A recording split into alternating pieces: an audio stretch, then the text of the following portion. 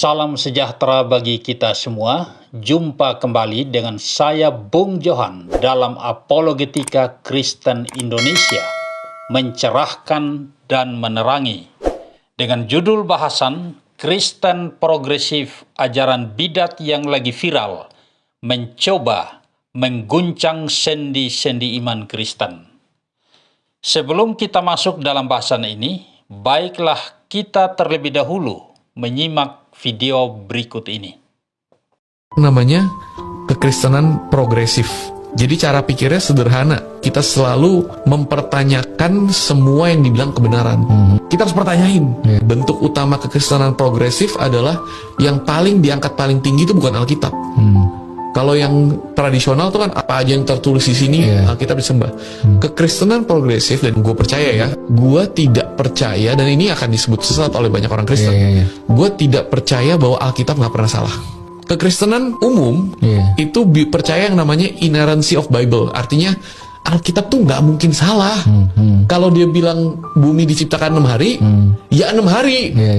Tapi ternyata bro, pada saat gue cari tahu, Alkitab tuh dia sering mengkontradiksi dirinya sendiri. Kita jabarin ya. Contoh, pernikahan itu antara apa? Antara pria dan wanita. Satu pria, satu wanita. Satu wanita. Bukan pernikahan. Semua yang berhubungan dengan itu, divorce nggak boleh. Bahkan beberapa cara pikir yang walaupun lu udah divorce secara hukum, tapi di mata Tuhan lu akan selamanya menjadi suami istri. Ada kan? Tapi kita lupa bahwa di buku yang sama Tuhan memberikan Daud satu laki, istrinya ada 8. Di Alkitab yang sama Salomo 1, istrinya sama selir-selirnya 1000. Jadi yang mana yang benar? Kekristenan progresif mengerti dan melihat bahwa Alkitab pun sering bertabrakan, bahwa tidak semuanya itu menjadi satu patokan yang selalu dipakai Tuhan di setiap waktu. Demikianlah video yang kita nonton bersama-sama. Sehubungan dengan hal itu, saya akan membacakan satu ayat penting, yaitu peringatan Rasul Paulus kepada muridnya Timotius. Sebagaimana tertulis dalam 1 Timotius pasalnya yang keempat ayat 16 yang bunyinya demikian. Awasilah dirimu sendiri dan awasilah ajaranmu. Bertekunlah dalam semuanya itu, karena dengan berbuat demikian, engkau akan menyelamatkan dirimu dan semua orang yang mendengar engkau. Bapak, Ibu, saudara-saudari yang baik hatinya di dalam Kristus.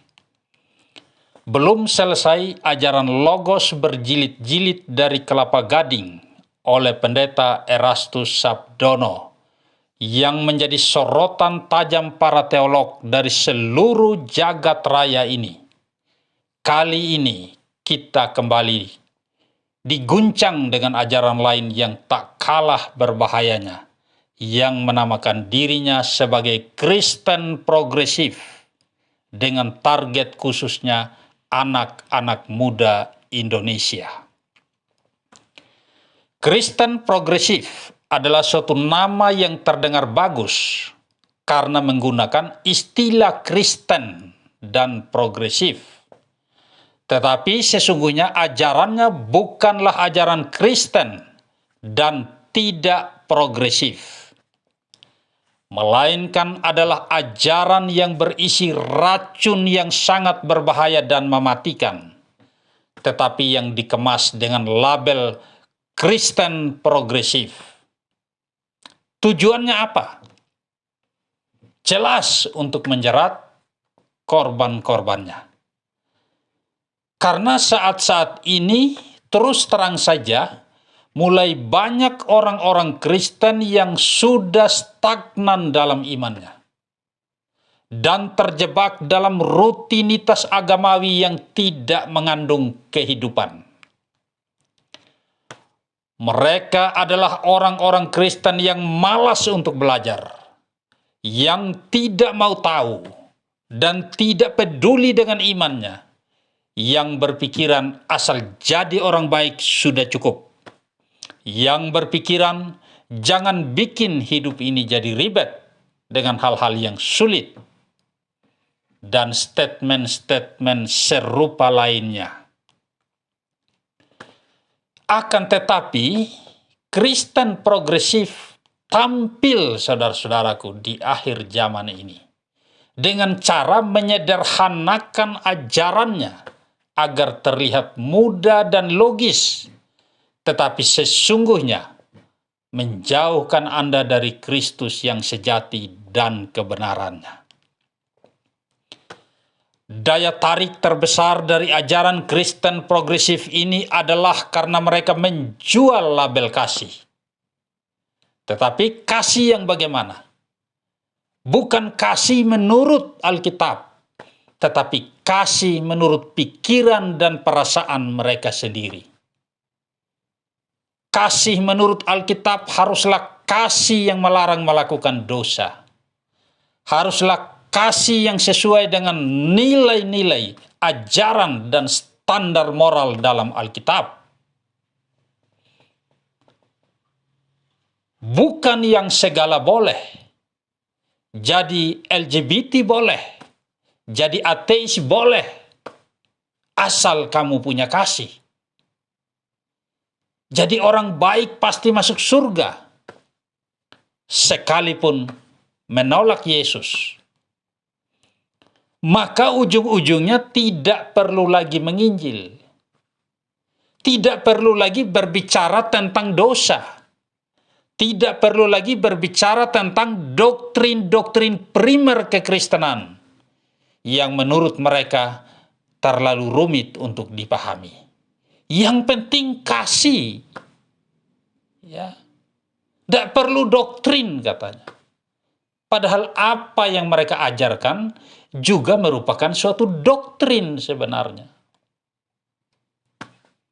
Kristen progresif ini adalah ajaran yang berakar dari aliran liberalisme yang tidak berpusat kepada Alkitab, melainkan kepada logika dan perasaannya sendiri.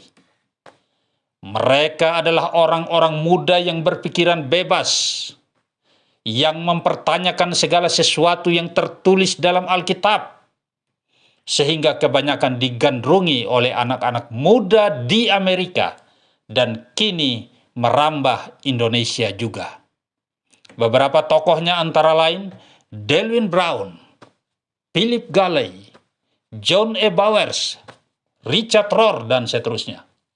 Ya, saudara-saudara bisa cek sendiri. Bapak, Ibu, saudara-saudari yang baik hatinya, saya akan mencoba untuk menanggapi video Brian Sewatra yang disebut-sebut sebagai pastor dengan ajaran Kristen progresifnya. Saya tidak tahu apakah dia benar-benar pastor atau pastor-pastoran. Sinode mana yang mentahbiskan yang bersangkutan, yang memiliki ajaran seperti itu? Ya, mungkin teman-teman yang lain bisa mengecek hal tersebut. Dalam video di atas, kalau kita simak, saudara-saudara, kita akan menemukan bahwa Kristen progresif tidak percaya kepada Alkitab sebagai kebenaran mutlak yang tertinggi otoritasnya. Coba simak baik-baik apa yang dikatakan oleh Brian Sewatra. Dia mengatakan bahwa bentuk utama Kristen progresif tidak menjadikan Alkitab sebagai pedoman tertinggi. Dia membuat pernyataan bahwa Kristen progresif harus mempertanyakan segala sesuatu yang disebut sebagai kebenaran. Boleh-boleh saja, saudaraku, berpikiran bebas seperti itu. Boleh-boleh saja mempertanyakan segala sesuatu yang ada di dalam Alkitab. Akan tetapi, Anda harus punya dasar pemahaman yang benar dan biblika, yang historikal, dan untuk hal-hal sulit, bahkan Anda harus mempelajari bahasa asli kitab suci. Baru Anda bisa menemukan jawaban yang akurat. Jika tidak, Anda malah akan terjun bebas dalam jurang kesesatan yang tidak ada ujungnya, sekaligus menyeret banyak orang lainnya untuk ikut masuk di dalam jurang tersebut. Bapak, Ibu, saudara-saudari yang saya hormati, Kristen progresif berpandangan bahwa Alkitab bisa salah. Ya, itu pikiran mereka. Alkitab mungkin diinspirasikan oleh Tuhan. Ya, mungkin, saudara-saudara. Alkitab saling berkontradiksi, katanya. Alkitab bertabrakan dengan sains, katanya. Yang semuanya berakar dari ajaran liberalisme yang menolak mujizat dan menolak klaim-klaim ketuhanan Yesus. Klaim-klaim Kristen progresif tersebut terjadi karena mereka tidak menemukan jawaban yang tepat. Karena itu, nggak ada cara lain.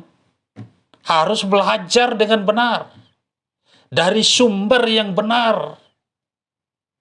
Belajar sejarah yang benar. Kronologi Alkitab dengan benar. Orang yang paling mudah disesatkan, saudara-saudara, adalah mereka yang punya latar belakang kepahitan dengan oknum-oknum orang Kristen di dalam gereja. Maka dengan mudah termakan ajaran-ajaran dari guru-guru palsu yang membawa Anda kepada pemberontakan terhadap otoritas Alkitab.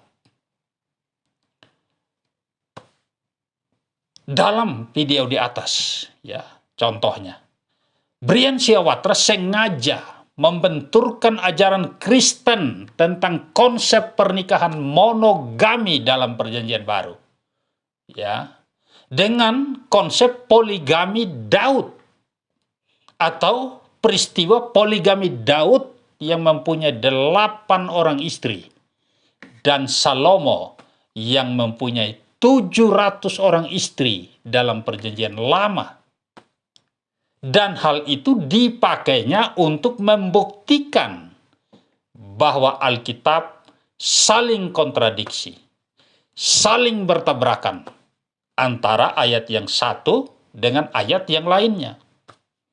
Ini jelas-jelas adalah kebodohan dan pembodohan, saudara-saudara, yang gak ada obatnya kecuali kamu belajar dengan benar. Ya, begini penjelasannya, saudaraku. Konsep pernikahan poligami Daud dan Salomo adalah konsep pernikahan pasca dosa atau setelah dosa. Dan itu bukanlah konsep pernikahan yang ideal. Ya, catat itu. Perhatikan saja semua pernikahan poligami yang terjadi, yang ditulis secara jujur di dalam Alkitab, selalu menyisakan persoalan yang serius. Dalam keluarga Daud, terjadi perselisihan dan pertumpahan darah. Salomo dicondongkan hatinya kepada berhala oleh para istrinya di masa tuanya. Termasuk Abraham yang mengawini Hagar, mewariskan perseteruan antara Ishak dan Ismail, yang berujung pengusiran Hagar dan Ismail, sekaligus mewariskan dendam sejarah yang berkepanjangan. Sedangkan konsep pernikahan yang ideal adalah konsep pernikahan sebelum jatuh ke dalam dosa, yaitu satu Adam dan satu Hawa. Itulah fitrah manusia yang sesungguhnya tentang pernikahan. Karena itulah dalam Perjanjian Baru saat berbicara tentang pernikahan, Yesus merujuk kepada konsep pernikahan yang ideal tersebut, yaitu satu Adam dan satu Hawa. Ya, sebelum adanya dosa. Jadi, saudaraku, tidak ada kontradiksi di situ. Brian Siawatra, ya, tidak ada kontradiksi. Yang ada adalah ketidakpahaman saudara sehingga saudara menganggap ayat-ayat tersebut saling bertabrakan. Ya. Contoh lainnya ya, saya tambahkan contoh lain. Dalam kisah penyaliban Yesus, ya, di Injil Markus pasal 15 ayat 32. Baca di situ. Markus 15 ayat 32. Di situ disebutkan bahwa kedua penjahat yang disalibkan bersama Yesus mencela Yesus. Ya, dua yang mencela Yesus. Ya, dua yang menghujat Yesus. Sedangkan dalam Injil Lukas pasal 23 ayatnya yang ke-39, hanya seorang penjahat yang menghujat dia. Ya. Jadi yang benar yang mana? Satu orang yang menghujat dia atau dua orang yang menghujat Yesus? Ya. Lalu apakah hal ini membuktikan bahwa Alkitab itu saling bertabrakan, saling berkontradiksi? Ya. Adik-adikku, anak muda Kristiani Indonesia, tidak sesimpel itu. Dan itu semua ada jawabannya. Ya, justru setelah saya mengetahui jawabannya, saya jadi yakin akan keaslian, keoriginalan daripada Injil itu. Ya, jawabannya seperti ini. Memang awalnya kedua penjahat menghujat Yesus. Dan itulah yang dilaporkan oleh saksi Injil Markus dengan jujur. Lalu kemudian datanglah saksi mata lainnya. Dan saat itu ia mendengar hanya seorang atau tinggal seorang yang sedang menghujat Yesus. Lalu dengan jujur juga ditulisnya demikian. Apa yang didengarnya itu. Ya, mungkin penjahat yang satunya telah sadar, telah bertobat. Ya, sehingga sebenarnya tidak ada masalah. Tidak ada kontradiksi di sana. Tidak ada yang bertabrakan di sana. Hanya didengar oleh dua penulis dalam momen yang berbeda.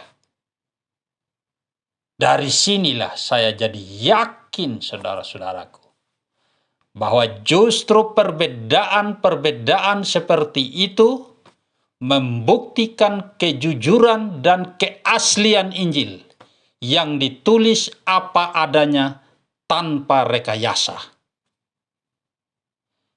Dan masih banyak hal yang seperti itu dalam Alkitab yang harus terus dipelajari dan diketahui. Karena itu, saran saya untuk saudara Brian Syawatra, lebih baik kamu masuk seminari atau sekolah teologi agar kamu bisa belajar secara sistematis dan terarah tentang dasar-dasar kronologi sejarah dan bahasa asli dengan baik, agar minimal kamu tidak sesat dan selanjutnya kamu tidak menyesatkan orang lain. Saya telah melewati semua yang saudara katakan. Dulu saya seperti pemikiran Anda, Brian, yaitu mempertanyakan segala sesuatu yang tertulis di dalam Alkitab.